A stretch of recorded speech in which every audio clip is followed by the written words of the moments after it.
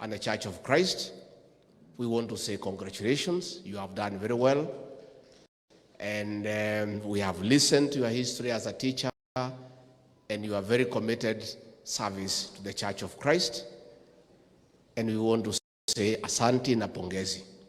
Again, we want to celebrate you for your leadership and pragmatism in being a true leader and a mature leader to call it a day when the time comes. That is leadership, is maturity, is pragmatism. To accept that the body is one.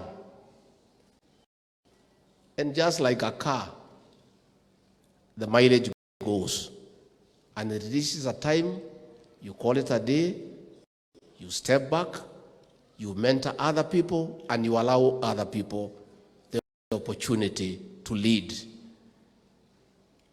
Now, Archbishop, you have told your colleagues, Archbishop Wangombe, Archbishop Mudhuri, that when their time comes, they should also go the same way.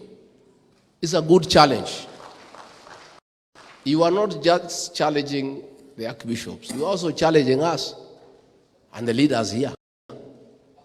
When our time comes and we have done our bit as per the contract we have with the people, we also must be prepared to go and rest and allow other people an opportunity to lead.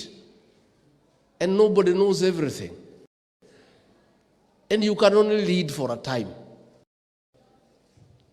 according to the Constitution and according to your own conscience.